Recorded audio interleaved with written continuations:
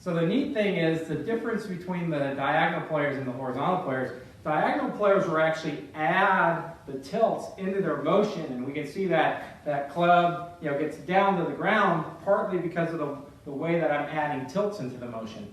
Now the horizontal player would be rotating more horizontally. So now their arms have to hold this in some way to get them to get down to the ground somehow. So like Kaneko did, of course she did it better than I did. She held it at an angle, so when she rotated horizontally, it still got down to the ground.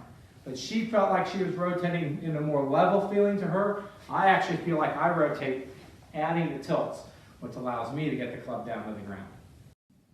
All right, so as I mentioned, I'm a shoulder planer, and that's why I hold it across my shoulders when I do this exercise.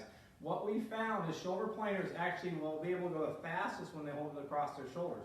If you're a torso planer and you hold it across your torso when you go, you'll find you'll be able to go faster going that way. For me, I actually slow down when I actually hold it across my torso.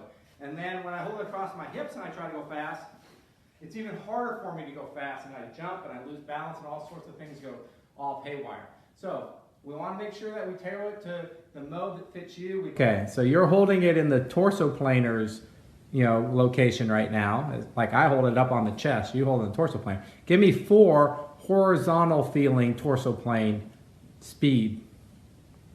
Okay. So that feels horizontal to you and it feels pretty fast?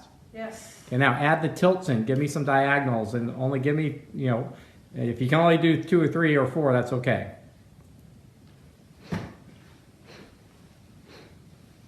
So interesting, that's really hard for you. You lose balance, you jump off your feet, like your body locks up when you put the diagonals in, right? Yeah. Whereas you feel very fluid when you do the horizontals. I'm the opposite. I lock up when I do the horizontals and I feel fluid when I have that diagonals. Pretty neat, huh?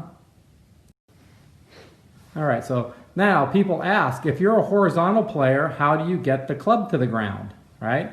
Well, what did you do? You held the club at an angle.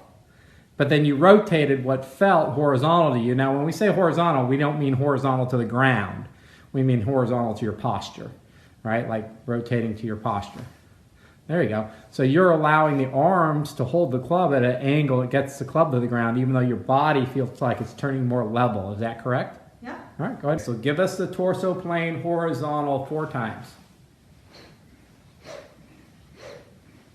Great. Now, show me shoulder. So hold it up there and give me, 4 times. Again, kind of awkward. Doesn't feel very good, does it? Now, give me hips 4 times. So you're better with the hips than you are with the shoulders, but not as good as you are torso plane horizontal. Yes. That's really neat. All right, so what about the golfer that has the opposite pattern, the one that goes back and they actually shift too much, tilt too much, and they're way too inside?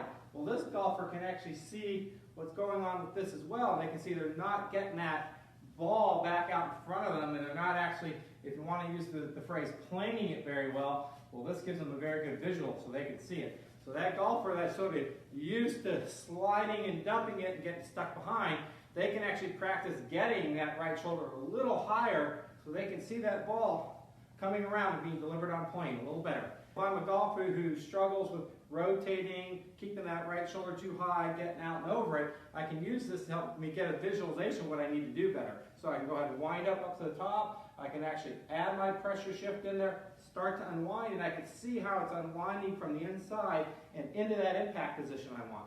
So I can wind it up, make that transition, and get that feel of unwinding properly. Pressure shift, get that proper motion. And now I know that I'm working on my technique as well.